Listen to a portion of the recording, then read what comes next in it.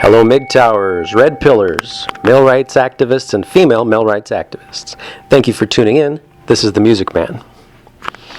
In my very first MGTOW video, I suggested that MGTOW needed leadership, if not leaders, to prevent what I referred to as the fundamentalist drift, a term that I coined to name a process which I had observed over and over again with different movements. It's a process in which a movement is destroyed by lowering of the bar in order to increase membership. As that bar is continually lowered, stupider people are incorporated that begin to exert an influence on the movement, thus characterizing the movement negatively or stigmatizing it. Because there are always more stupid people than smart people, this is a way of invoking the tyranny of the stupid majority. One of the many forms of tyranny which our founding fathers had the wisdom to protect us from. No sooner than I officially joined MGTOW than one of the leaders that doesn't exist, Roosh V, attempts to invoke the fundamentalist drift in an effort to gut MGTOW and remain in control of the movement. Apparently, Dr. Mohammed had him on his show, and the Rooshter proceeded to troll himself directly in his own ass. The Rooshter was defending his right to shame women for being fat. The whole premise of my first video was that MGTOW should not be defined by being against women, but for men. Men are no more the judge of what women outside of relationship with themselves should be than women are the judges of what men should be for their own benefit.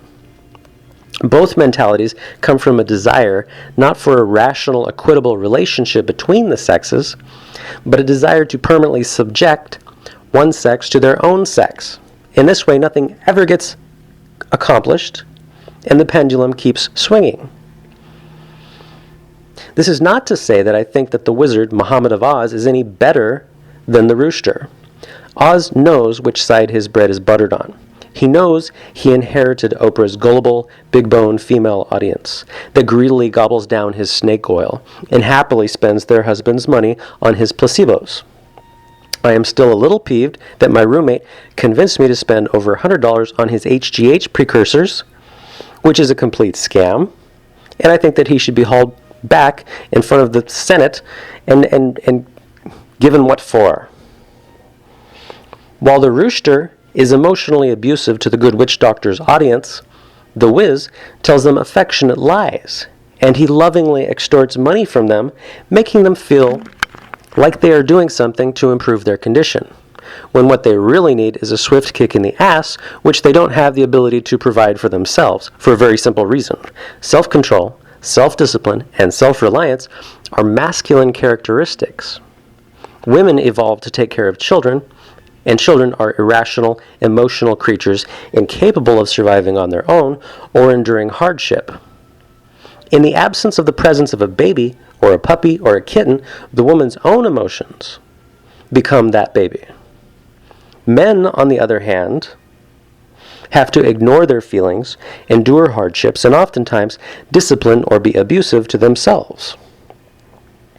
General Patton was of the opinion that profanity was the language of the soldier, and profanity is emotionally abusive, which is why it more frequently occurs in male communication rituals than female communication rituals. But back to Rooshter Cockburn over here. What's he doing? He wants to radicalize the MGTOW movement.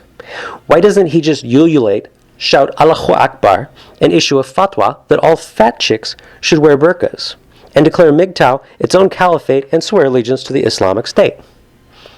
I mean, as if male rights activists don't have a bad enough reputation already. The first time we got on TV, this joker is our first face? I mean, come on. He wants to make MGTOW a spiritual movement, but no fags or fat chicks. Anyway, thanks for tuning in. This is the Music Man, and I just rang your bell.